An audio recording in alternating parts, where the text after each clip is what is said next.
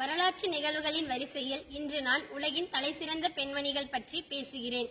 அன்னை தெரசா. அன்னை தெரசா 1910ஆம் ஆண்டு ஓட்டோமன் பேரரசில் பிறந்தார்.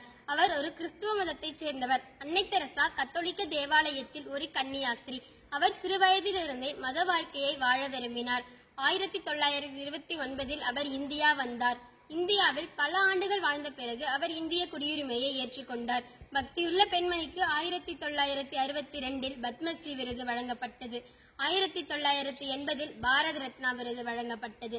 அன்னை தெரசாவுக்கு தொடர் மாரடைப்பு ஏற்பட்டது. செப்டம்பர் 5, 1997 அன்று அவர் தனது இறுதி மூச்சை சுவாசித்தார். இரக்கத்தான் பிறந்தோம், அதுவரை இரக்கத்தோடு இருப்போம். கண்ணுக்கு தெரிந்த மனிதனை மதிக்காவிட்டால் கண்ணுக்கு தெரியாத கடவுளை மதித்தும் பயனில்லை. வாழ்க்கை என்பது நீ சாகும் வரை அல்ல, மற்றவர் மனதில் நீ வாழும் வரை என்பது அன்னையின் மொழிகள். டாக்டர் முத்துலட்சுமி அம்மையார். அடுப்போதும் பெண்களுக்கு படிப்பதற்கு என்ற ஆணாதிக்க சமுதாயத்தை எதிர்த்து படித்த முதல் பெண் மருத்துவர்.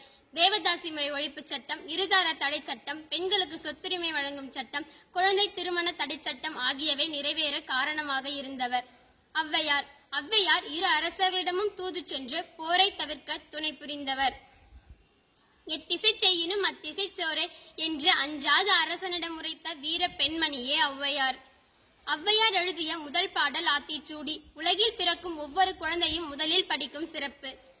கிரண்பேடி. 6 மொழிகள் கற்று IPS அதிகாரியாகி பின் ஆளுநராய் முத்தாய் ஒளிர்ந்து சத்தான சமுதாயத்தை உருவாக்கி நோபல் பரிசினை பெற்று சிறகடிக்கும் கிரண்பேடி. இவரை கவிஞன் பட்டங்கள் ஆள்வதும் சட்டங்கள் செய்வதும் பாரினில் பெண்கள் நடத்த வந்தோம் என்றுரைத்தார். சரோஜினி நாயுடு.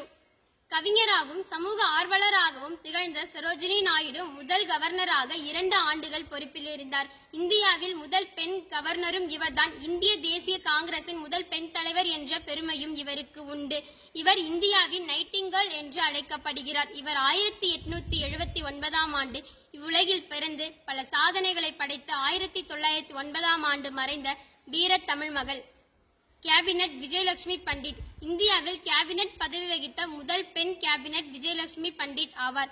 ஆசிய ரஷ்யாவில் இந்திய தூதராக 40களில் பணியாற்றிய இவர் பின்னர் மகாராஷ்டிரா மாநிலத்தின் கவர்னராக பொறுப்பேற்றார். இவர் 1990ஆம் ஆண்டு பதவியில் பணியில் இருக்கும் போதே 90வது வயதை அடைந்த சில நாட்களில் மரணமுற்ற வீர பெண் கேபினட் விஜயலட்சுமி பண்டிட் ஆவார். நீதி அண்ணா சாண்டி. இவர் கேரள மாநிலத்தைச் சேர்ந்தவர். தனது மாநிலத்தில் பட்டத்தில் சட்டம் பெற்ற முதல் பெண் ஆவார். அண்ணா சாண்டி வழக்கறிஞராக பணியாற்றிய காலத்தில் பெண்களின் உரிமைகளுக்காக தொடர்ந்து வாதாடி வந்தார்.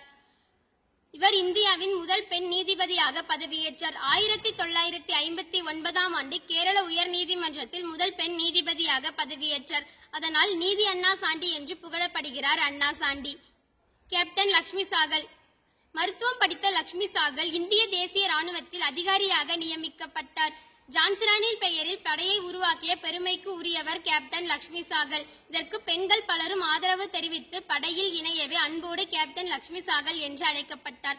இந்திய சுதந்திரத்திற்காக பாடுபட்ட புரட்சியாளர் தான் கேப்டன் லட்சுமி சாகல். 1998இல் பத்மவிபூஷன் என்னும் விருதை இவர் பெற்றுள்ளது குறிப்பிடத்தக்கது. நம்ப முடியாத வகையில் 19ஆம் நூற்றாண்டில் தொடக்கத்தில் பிறந்து 20ஆம் நூற்றாண்டையும் கடந்துள்ளார். மேலும் குறிப்பிட வேண்டுமானால் 1914ஆம் ஆண்டு முதல் 2012 வரை இவ்வுலகில் சிறகடித்துள்ளார். மேலும் 98 வயது வரை வாழ்ந்து மேலும் வியக்க வைத்துள்ள வீர பெண்மணியாக கேப்டன் லட்சுமி சாகல் திகழ்ந்துள்ளார். கல்பனா சாவ்லா. இந்திய அமெரிக்க விண்வெளி வீரரான கல்பனா சாவ்லா இந்தியாவில் முதல் பெண் விண்வெளி வீரர் ஆவார். தனது குடும்பத்தில் உள்ளவர்களை எதிர்த்து தனக்கு பிடித்தமான விண்வெளி துறைக்குத்தான் வேலைக்கு செல்வேன் என்று உறுதியுடன் இருந்து தனது கனவை நனவாக்கினார். தனது 41வது வயதில் விண்வெளியை அடைந்தார். விண்ணுலகத்தையும் எதிர்பாரா விதத்தில் அடைந்துவிட்டார். மங்கையராய் பிறப்பதற்கே நல்ல மாதவம் சேர்த்திடல் வேண்டும் அம்மா. இதுபோல் இன்னும் பல புதிய தகவல்களுடன் உங்களை சந்திக்கும் வரை உங்களிடமிருந்து விடைபெறுவது நான் உங்கள் கீர்த்தி. 9th T3 பாரதி மேல்நிலைப்பள்ளி, ரெட்டிப்பட்டி, நாமக்கல். நன்றி.